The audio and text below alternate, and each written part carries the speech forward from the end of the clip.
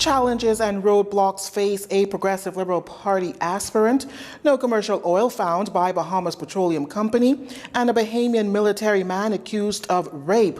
Good evening, everyone. I'm Lissy Bastian with your JCN Evening News for this Monday, February 8th. Thanks for joining us. The daughter of a former prime minister reflecting on a number of challenges and roadblocks as she has her eyes set on the Progressive Liberal Party's South Andros ticket. The nomination for that constituency sits with incumbent Member of Parliament for the PLP, Picewell Forbes. Our Leah Cooper has the story on what's afoot and those roadblocks. Then I realized that every time I tried to make an inroad, I was getting blocked. And I'm like, okay. I knew in the back of my mind that this could be a potential obstacle for me, but I'm like, no, this is 2020. That's not going to happen. That's not going to be a problem.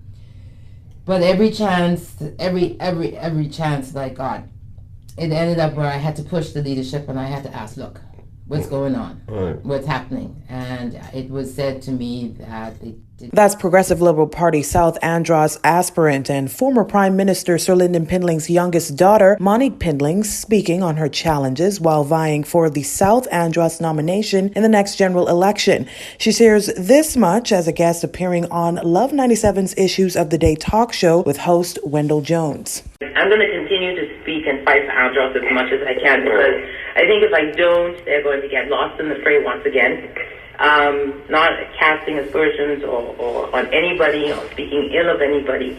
Andros has said categorically so that they want different representation. In light of this, a listener called in to defend current Member of Parliament for South Andros, Picewell Forbes. Hello, sir. Okay. Now, Ms. Pindling. Yes, sir. I'm a South Andros Shin. And the complaint that you're giving right now about the President MP for South Andros is what I've been hearing from he got first elected, which spurred my interest in going down there with him to see if that was true. The first time that same situation arose, and I've been going on to South Andros with him ever since, but he already won 3 elections down there. And people have been saying that he couldn't win from the first time. And each time he go down there, he win. So why should you take that from him? Now, Pindling was also asked if she sought to have a primary election in the South Andros constituency, but she says she wasn't given that chance. I was cut off at the knees before we even could get down to all of that. Did you suggest it? There was no room. I guess maybe I should make it clear. There was no entertaining me at all. Back in November, Progressive Liberal Party leader Philip Davis told the press it would take an egregious act to prevent incumbent PLP MPs from being nominated for their constituencies in the next general election. South Andros Member of Parliament Picewell Forbes has represented the area since 2007. Reporting for JCN News, I'm Leah Cooper. From the Free National Movement camp, current MP for East Grand Bahama, K. Peter Turnquest, will not be renominated for the next general election. This much was revealed in a heavily circulated notice to colleagues this weekend that is purported to be from the former Deputy Prime Minister and former Minister of Finance. The note says, by now you would have no doubt heard the report that I have been advised by the party leader that I will not receive the nomination for East Grand Bahama. The alleged note from the MP went on to say that he assumes Central Council will give final confirmation on or otherwise on that decision at its next sitting. That said, he has since put all campaign activities on hold. The former finance minister resigned amidst allegation in a writ of summons claiming his involvement in a $30 million bogus loan scheme in November of last year. As a newcomer to politics in the last general election, Mr. Turnquest won the seat for East Grand Bahama, crushing the Progressive Liberal Party's Preston Cooper by securing 66% of the votes in that constituency. Well, as the FNM prepares to select the remaining candidates for the upcoming general election, party leader Prime Minister Dr. Hubert Minnis says the party will privately inform incumbents who will not be nominated again before it makes public announcements. He says the party is committed to offering the best team possible for governance. The PM says the FNM is a big tent party, and there are many pathways to serve beyond frontline candidacy. He says it's the party's intention to draw on the expertise of some of its former candidates in various ways in the future should the people again give the FNM their confidence as their government. When completed, he says, the party's slate of candidates will be a diverse and dynamic group of people all Bahamians could have confidence in to continue governing the country with integrity, courage, and vision. No commercial oil found by Bahamas Petroleum Company in Bahamian waters, according to a statement from BCP. While oil was encountered at its Perseverance 1 well, commercial oil quantities were not found, and drilling has now ceased. For more on this story, we go to Jerino Saunders. For some, it may be disappointing, but for others, it could be a blessing in disguise. Today, the Bahamas Petroleum Company informs that its exploratory well, Perseverance 1, has been sealed following a safe and incident-free oil exploration project.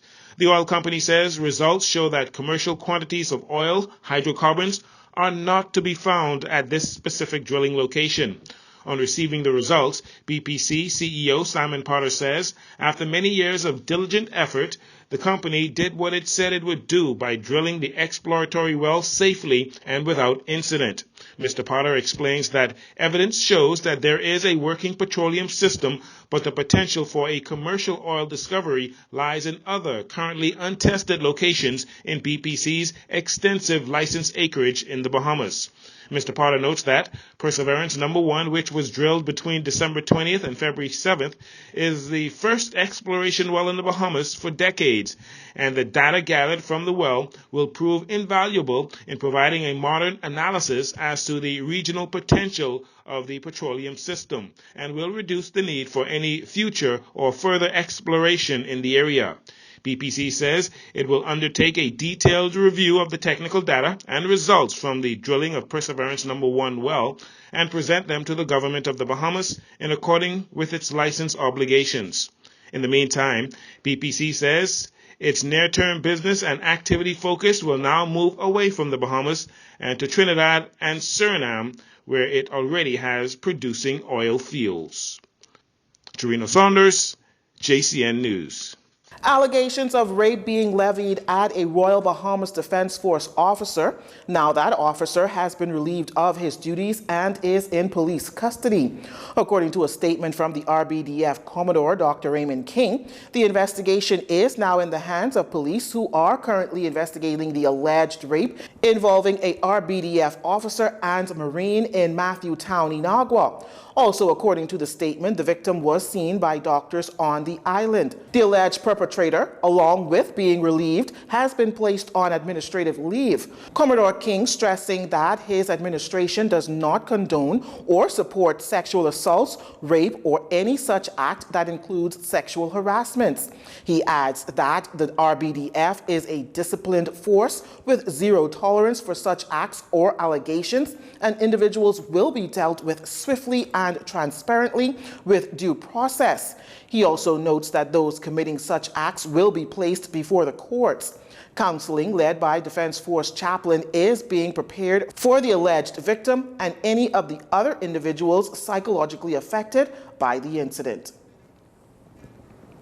You're watching JCN News. When we return, the country recording 2 homicides over the weekend, a search and rescue for missing boaters, and the taxi cab union heading to Parliament this Wednesday. Stay with us.